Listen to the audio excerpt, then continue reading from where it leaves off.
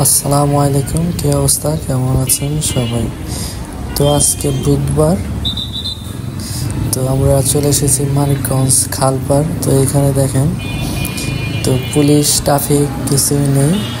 তো সেনাবাহিনীর লোক আছে, সেনাবাহিনী, তারপর আছে ছাত্ররা, তারপর অন্য অন্য লোকও আছে, আর ছাত্র ছাত্রীরাও আছে। দেখেন, এরা ট্রাফিকের কাজ করছে। আসলে বিষয়টা অনেক ভালো লেগেছে।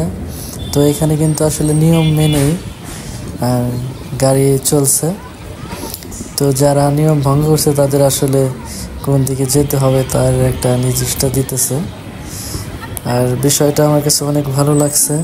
তো এইভাবে যদি সবাই এগিয়ে আসে তাহলে আসলে আমাদের দেশটা আসলে অনেক উন্নত, এবং কি নিয়ম মতোই গাড়ি ঘোড়া চলতো, তো নিয়ম মতোই সব কাজ হতো।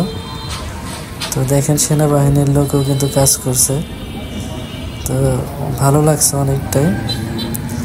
আর আমি একটি কথা বলতে চাই, যারা গাড়ি চালান, যে কোনো গাড়ি, মোটর সাইকেল, অটো, বাইক, তারা আসলে যদি নিজেরাই নিয়ম মেনে চালায়, আসলে ট্রাফিকের এত প্রয়োজন হয় না।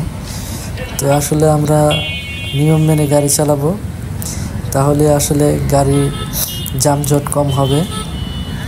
তো সবাই ভালো পথে চলতে পারবো, ভালোভাবে এগিয়ে যাবে আমাদের বাংলাদেশ। এটাই আসলে আমরা চাই। তো দেখেন, গাড়ি ঘোড়াও কিন্তু আজকে অনেকটাই বেশি। তো সব ব্যাংক সবই খুলে দিয়েছে। তো এই জন্য আসলে গাড়ি ঘোড়া চলছে আজকে অনেক বেশি। তো সবাই ভালো থাকবেন, আল্লাহ হাফেজ।